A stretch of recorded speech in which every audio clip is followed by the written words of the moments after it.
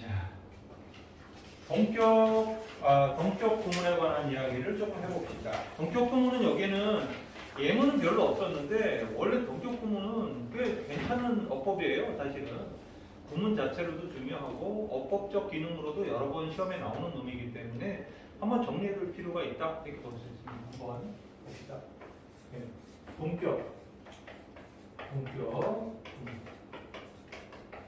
동격을 이루는 가장 대표적인 경우는 첫 번째 이거죠. 문장의 흐름이 이렇게 가다가 명사가 있고 그 명사와 동격을 이루는 것을 이렇게 문장 속에 쉼표와 쉼표 사이에 껴서 이렇게 동격 구문을 만드는 방식이죠. 이렇게 쉼표와 쉼표 사이에 이렇게 껴서 이렇게 좌우로 이렇게 껴서 동격을 만드는 거 가장 흔한 동격 구문을 등장시키는 거죠. 쉼표 말고도 또 이렇게 만들 수도 있죠. 그냥 대놓고 명사 있고 하이픈 그구 명사에 관한 이야기를 할 수 있겠죠. 하이픈 하고 또 문장이 이어집니다.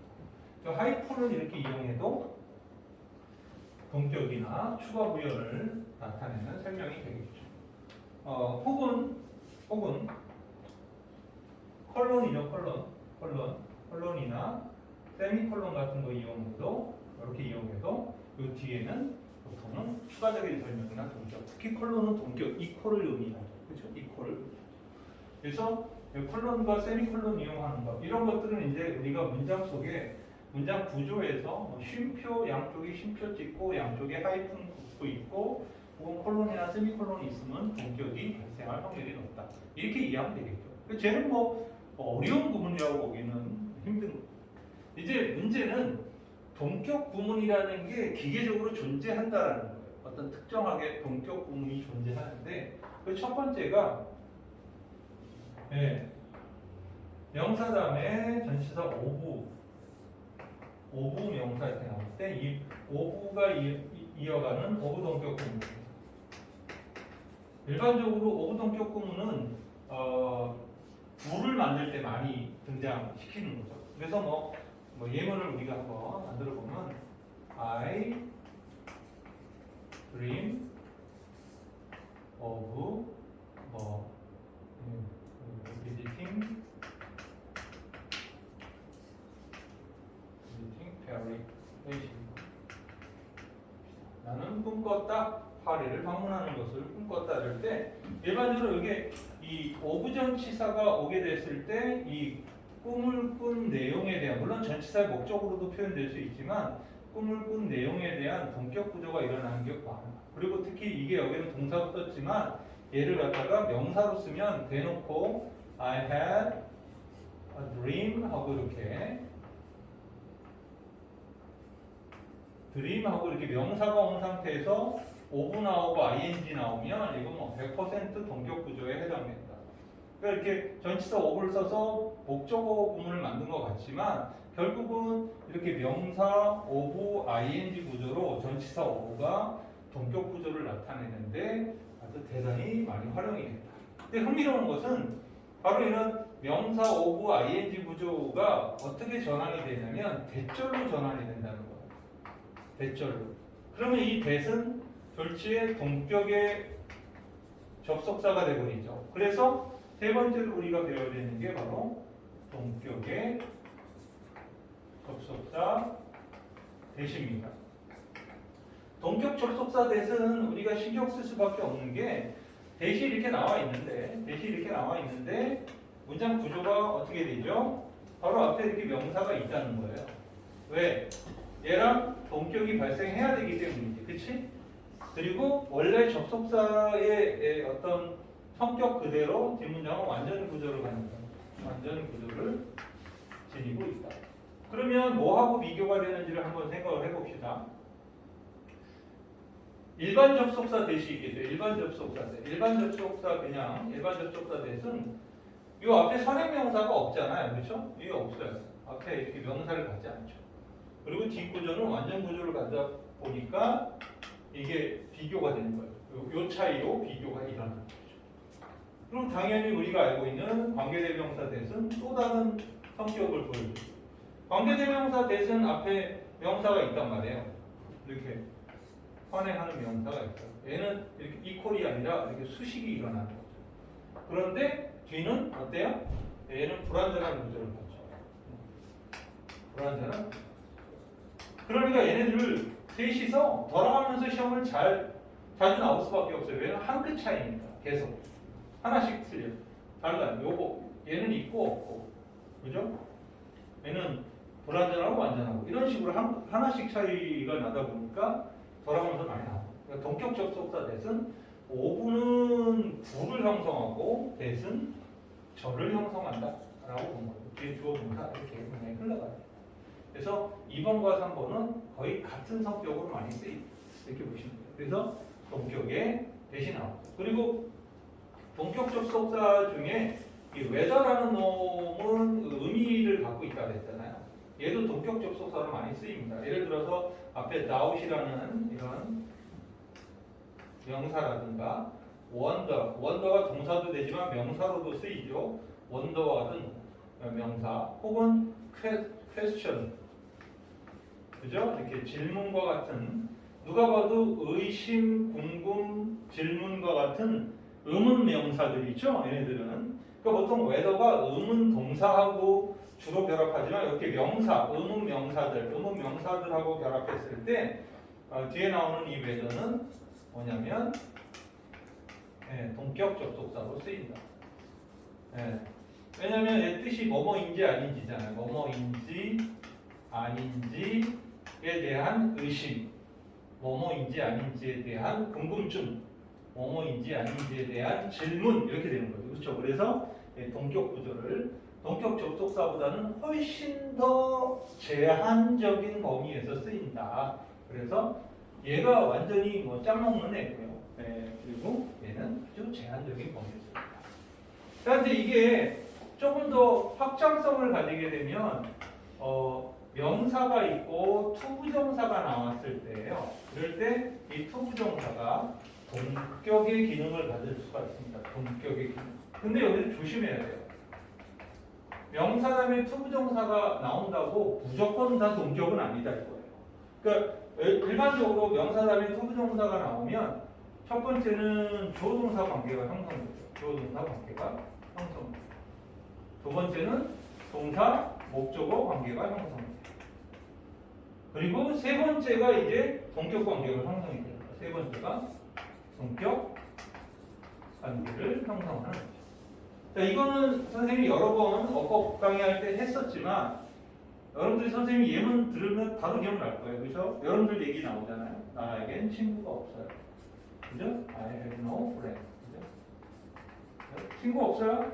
To help me 이러면 뭐죠? 나를 도와줄 친구가 없죠. 이러면 이 둘의 관계는 어떤 관계를 가져요? 얘가 주어고 얘가 동사의 관계를 갖죠. 왜냐하면 친구가 나를 도와줘야 되는데 그런 친구가 없다는 거죠. 그렇죠? 이런 경우는 명사 뒤에 투부정사가 왔지만 동격은 아니다. 그냥 주어동사 관계다. 그리고 또 똑같은 예문이죠. I have no friend. 내게는 친구가 없는데 to rely on. 의지할 친구가 없다. 이렇게 되면 이 경우는 어떻게 되냐면 친구가 나한테 의지할 게 아니라 내가 의지해야 할 본 이하의 목적어인 프렌드가 없다는 거예요. 이번에는 내가 목적어고 내가 동사 관계가 되는 거죠. 그렇죠? 이렇게 되면 동사 목적어 관계가 형성돼요.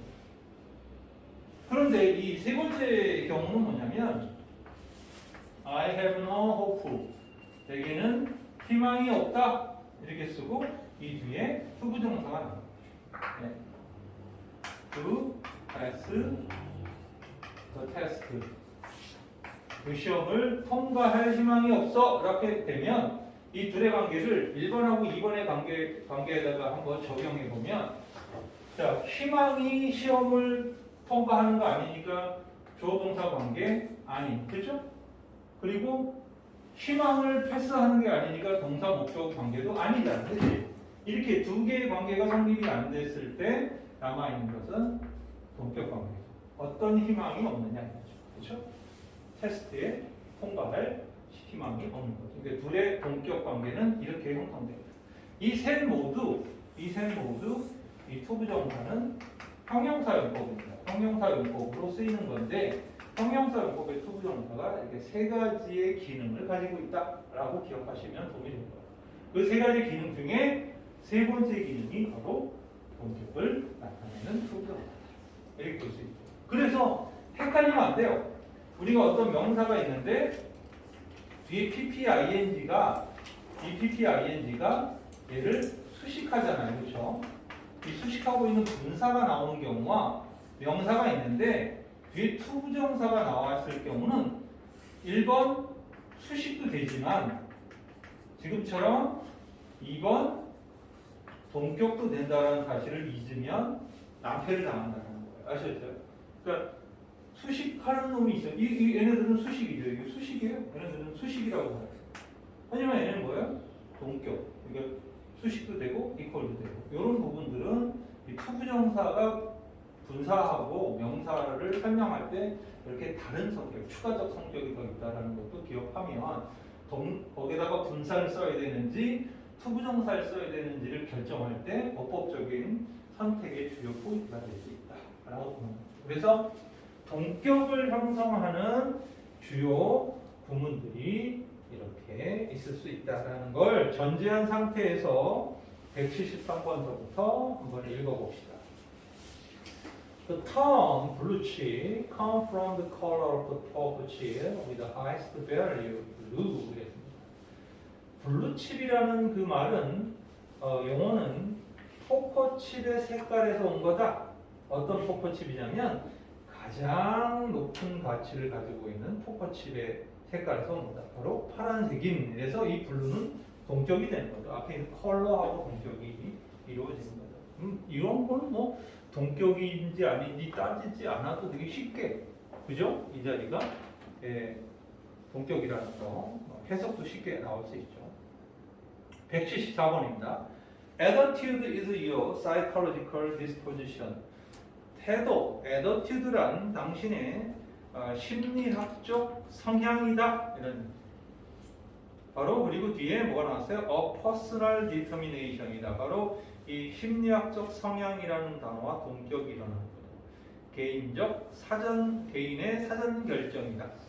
Not to let anything or anyone. 레슨 사역동사니까 take가 목적보호로 왔네요. Take control of your life or manipulate your mood. manipulate는 take와 병렬 구조가 되죠. 그러니까 개인적 사전 결정인데 뭐 하지 않도록 하는 사전 결정이죠. 흥미롭게도 여기에 personal predetermination도 앞에 있는 psychological disposition하고 동격인데 not to 부정사도 동격이죠. 그렇죠? 사전 결정의 내용이죠. 뭐 하지 않으려는 사전 결정이냐. 다른 사람들, 다른 것들 이런 것들이 take control of your life. 당신의 삶을 통제하지 않도록 하는 혹은 manipulate your mood. 당신의 기분을 조종하지 않게 하는 personal determination이다.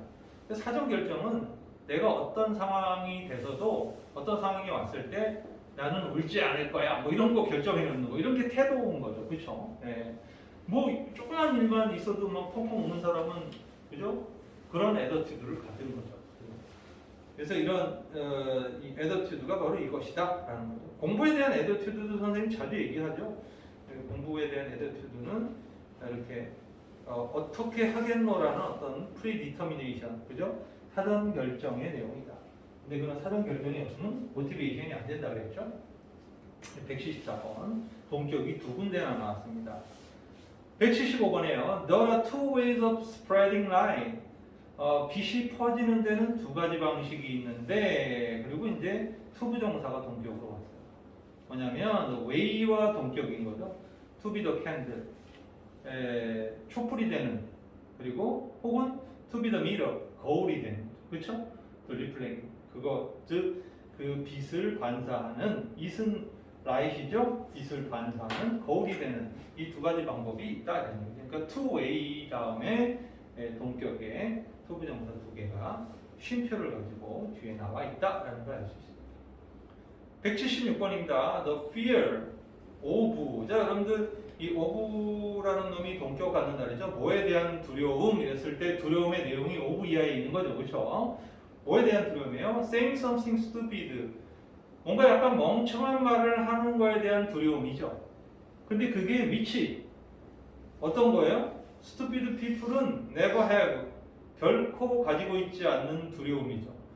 그러니까 멍청한 사람은 두려움이 없어요. 그러니까 막 나가는 거라는 거죠. 예. 그 멍청한 사람들은 절대 가지고 있지 않는 그 뭔가 멍청한 말을 하는 거에 대한 두려움은 여기까지 좋아요. 길죠? 헤드가 본능사라는 걸 이제 쳤어야죠. 그죠? 헤드 센서드 검열해 오다 통제하고 검열해 왔다고를 for more good idea 훨씬 더 좋은 아이디어들을 뭐보다는 bad one 나쁜 아이디어보다는 좋은 아이디어를 검열해 왔다. 그러니까는 뭔가 이런 말을 하면 좀 사람들이 나를 좀 뭐라고 놀리지 않을까? 뭐 이런 거 있잖아요. 그렇죠?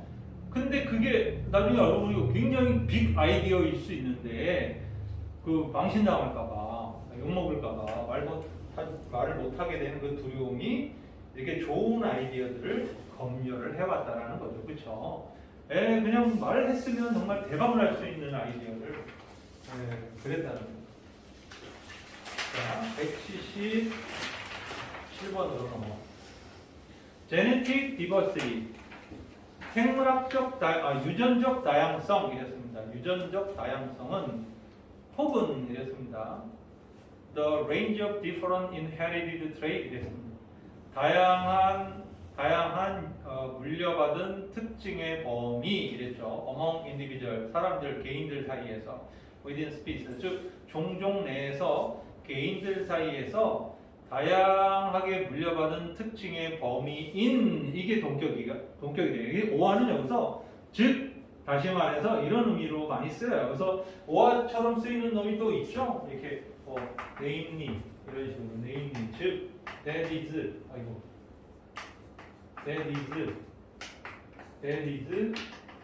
to say 이런 식의 표현들 or 이런 표현들은 즉 다시 말해서 이렇게 문장 속에서 동격을 유도해내는 그런 표현으로 자주 쓰인다라는 걸 알 수 있죠. 바로 그러한 유전적 다양성은 provide 이게 동사가 나왔어요. provide the basis for evolution 진화를 위한 기초를 제공한다. 그렇죠. 유전적 다양성이 많으면 많이 섞이겠죠. 많이 섞이면 새로운 애가 이렇게 나올 수 있겠죠. 그게 어떤 진화되는 흐름을 보여줍니다. 178번입니다. You should miss the fact. 당신은 어떤 사실을 놓치지 말아야 한다라고 했습니다. 그리고 대시 나왔죠. 동격의 대시죠. The fact과 이때에서는 동격이 나왔죠.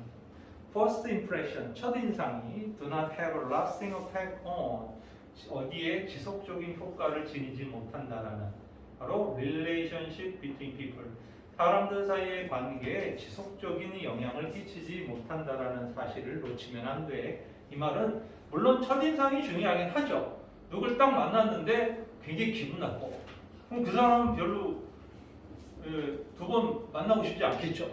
근데 첫인상이 너무 좋아. 그러면 또 만나고 싶겠죠. 이게 원래 사람 심리인데 여러분들도 알다시피 그 사람 처음에는 좀 이상한 사람이라고 생각했는데 나중에 좀 같이 지내다 보니까 그 사람 괜찮아 볼수록 이런 사람도 있고 반대인 사람도 있잖아요. 그러니까 이거는 사람 인간관계가 첫인상에서 좋은 관계를 좋은 인상을 받았을 때 그게 끝까지 좋은 관계를 유지하는 게 없다고 할 수는 없지만 반드시 그렇진 않다라는 거죠. 그렇죠?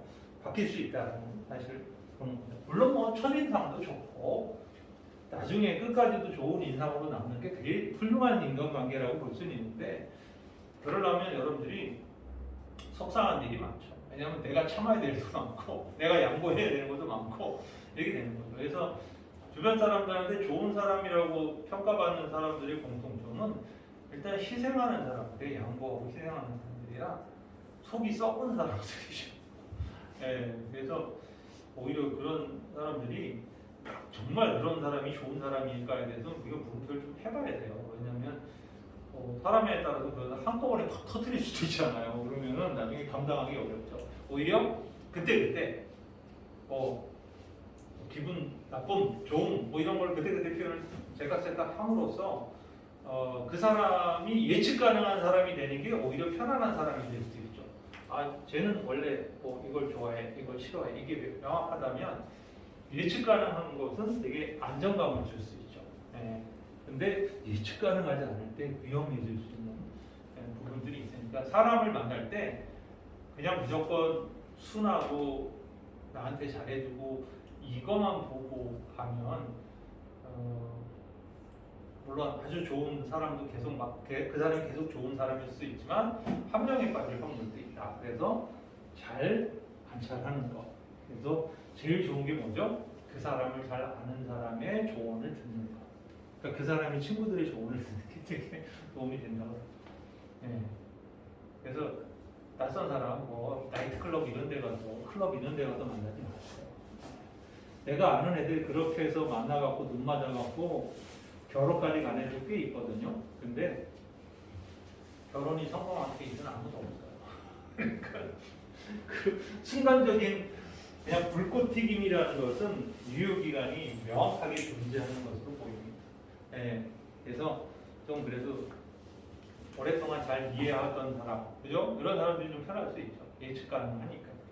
자, 179번입니다. The question whether science is to be praised or blamed. 여기까지 좋으네요. whether가 나왔네요. 질문이죠. 의문. 과학이 칭찬받아야 하는 것인지 혹은 비난받아야 하는 것인지. 뭐 비투부정사니까 의무도 되고 예정도 되고 뭐 다 되죠. 뭐 칭찬받을 것인가 혹은 비난받을 것인가 뭐 이렇게 예정으로 해도 되죠. 이거에 대한 질문은 depend on 어디에 달려있다? The use, 그 용도, 사용에 달려있다. is made of the technique. 바로 기술이 만들어주는 그 기술이 만들어내는 그 용도에 달려있는 것이다. 쉽게 말해서 핵무기 만든 과학기술은 비난받겠죠. 하지만 생명을 살리는 과학기술은 칭찬받겠죠. 그렇죠? 이건 뭐 그 용도에 달려있는 것이다. 이렇게 해석이 됩니다. 네, 일단